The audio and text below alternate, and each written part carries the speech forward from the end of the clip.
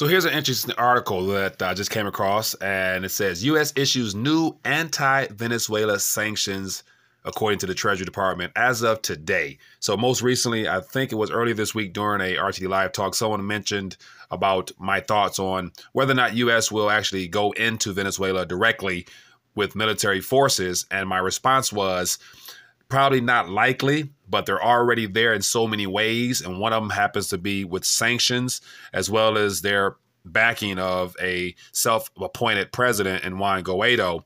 But this right here, kind of gives you a good idea as to how they are really influencing activity with that country. And it has to do with sanctions. So ever since the very first sanction was put on that country, I'm assuming years ago, especially during Hugo Chavez era, that has been a major reason as to why the economy there has been crippled and everything related to it. And so one day soon we will get more information as to how catastrophic these sanctions have really been. But as of now, we can tell based upon the hyperinflation there, as well as all the corruption and whatnot within the government itself.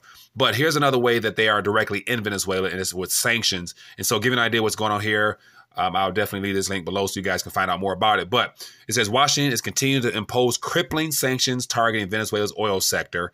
It says, according to UN Special Reporter, UN sanctions had exacerbated the country's acute economic crisis and could lead to starvation and medical shortages. And so we know that from primary mainstream news sources from the West that they are starving, they're all in the streets begging for food. But then you get other sources outside of the Western media, more so independent reporters as well as Eastern information. And you have certain areas within the city there and the country there that are less privileged than others, but there's still food there. There's still some basic necessities there for life. And so it's not as dark and grim as people would have us to believe at the end of the day. But things like this, where the sanctions are continuing to increase and especially touch different sectors and different companies, will definitely further along this whole issue that they're having there. So to give you an idea, it says U.S. Treasury Department announced today, it has issued a new batch of anti-Venezuelan sanctions targeting 4 companies and 9 ships. So these sanctions targeted 3 companies in Liberia, Jennifer Navigation Limited, Large Range Limited, and Lima Shipping Corporation, and a 4th firm in Italy. So here we have corporations that are probably in the logistics business, bringing goods and services back and forth to the country because they're more likely internationally recognized companies. The best thing to do was to hit these companies right where they hurt. And basically saying that these sanctions, I'm assuming, probably freezes up and locks up some of their banking accounts and definitely prohibits them from doing activity through the SWIFT system.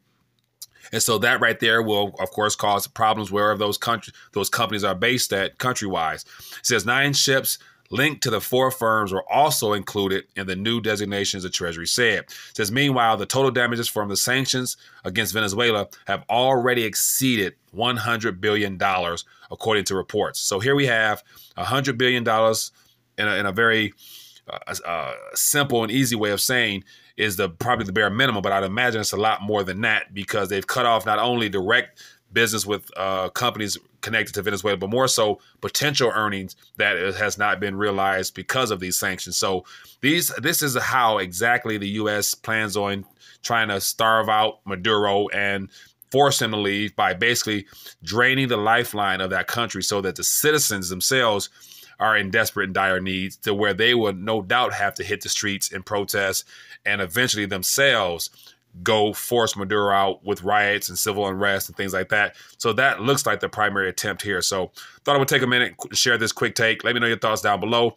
More importantly, the U.S. is in there, not directly with military, but yet these sanctions will probably have the same type of effect of destruction because of the unrest that might ensue in the days ahead as more of the citizens there reach their limits on what they can take under this current administration in Maduro. So anyway, love to hear your thoughts. Leave a comment down below. Look forward to bringing you more news.